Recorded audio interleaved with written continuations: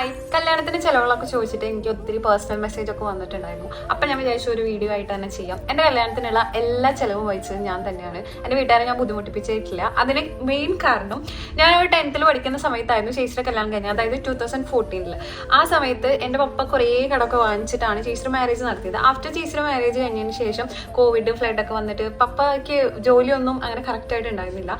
അപ്പോൾ ഈ എടുത്ത കടമൊന്ന് റീപേ ചെയ്യാനും പറ്റുന്നുണ്ടായിരുന്നില്ല. സമയത്താണ് ഞാൻ എഞ്ചിനീയറിംഗ് പാസ് ഔട്ടായി വരുന്നത്. നാട്ടിൽ നിന്നപ്പോൾ എൻ്റെ ഫസ്റ്റ് സാലറി അവർ ഓഫർ ചെയ്തത് 8K സംതിങ് ആയിരുന്നു. അതുകൊണ്ട് എനിക്ക് മുന്നോട്ട് പോകാൻ പറ്റില്ല, ഒരു ഫാമിലി റൺ ചെയ്യാൻ എനിക്ക് പറ്റില്ല എന്ന് എനിക്ക് നന്നായിട്ട് അറിയായിരുന്നു.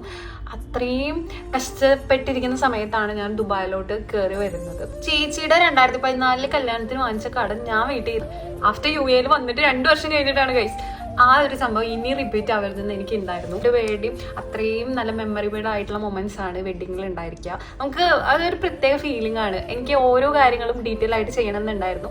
വീട്ടുകാരെ ബുദ്ധിമുട്ടിപ്പിച്ചിട്ടില്ല. ഞങ്ങൾ രണ്ടുപേരെയും ചിലവ് ഞങ്ങൾ തന്നെയാണ് എടുത്തിട്ടുണ്ടായിരുന്നത്. എനിക്ക് ഒത്തിരി ഇഷ്ടപ്പെട്ടു. എനിക്ക് റിഗ്രറ്റ് ഒന്നുമില്ല കല്യാണത്തിലുള്ള അയ്യോ അങ്ങനെ ചെയ്യാമായിരുന്നു ഇങ്ങനെ ചെയ്യാം അങ്ങനെയൊന്നുമില്ല.